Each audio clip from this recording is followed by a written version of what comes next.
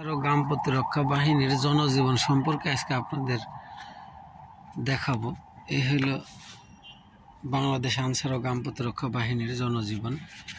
এই যে সিঁড়ি, এটা দিয়ে আবার উঠতে হয় উপরে। এই যে এই দেখেন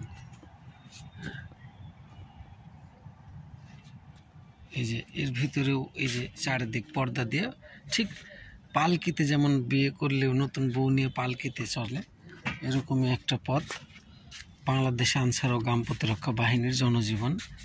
এই যে সব বাসর ঘরের মতন সব অবস্থান। এই যে উপরেও বসবাস করে সব আনসার ভাইয়েরা। এই যে সব ঘুমিয়ে আছে, পানির বোতল, ঠিক আছে। এভাবে চলছে বাংলাদেশ আনসার ও গ্রাম প্রতিরক্ষা বাহিনীর জনজীবন। এই যে এটার মধ্যেও আনসার ভাইয়েরা থাকে, ঠিক আছে। এভাবেই তাদের জীবনযাত্রার সংকীর্ণতা শুরু হয়, কর্মজীবন তাদের। এই যে এখানেও আনসার সদস্য থাকেন। এটা হলো আনসার, বাংলাদেশ আনসার বাহিনীর জনজীবন। কি সমস্যা এই যে সব আনসার ভাইয়েরা। সমস্যাটা কি?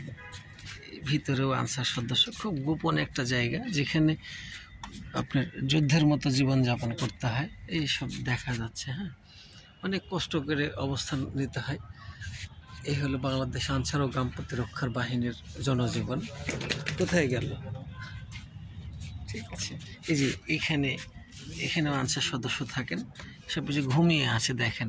কারো কাপড় আছে, কারো কাপড় নেই, ঠিক আছে। আমারটা ধরে রাখছি।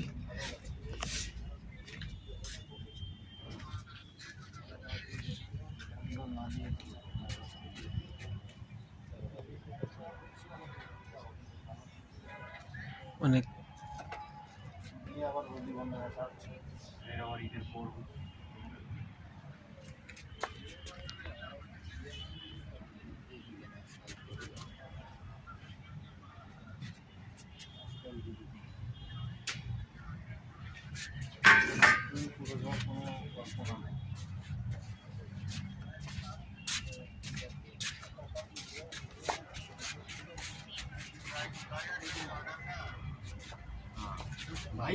ভাইয়া আমাদের এত সুন্দর পরিবেশটা আপনি দেখাচ্ছেন কি ভিডিও করে?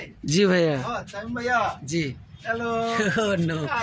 এই যে এখানে আমাদের সিনিয়র একজন কমান্ডার, ঠিক আছে। উনি ছাদের উপরে থাকেন সবসময়, লাইন 1 লাইন 2, ঠিক আছে। Line 1 line 2 LI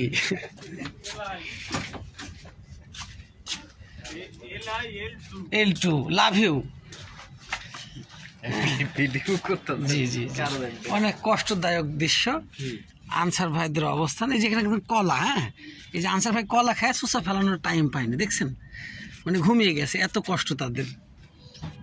Bangladesh Ansar ও গ্রাম প্রতিরক্ষা বাহিনীর জীবনযাত্রা কিছুক্ষণের মধ্যেই আপনাদের নিয়ে চলে যাব এখন বাংলাদেশ রেলওয়েতে।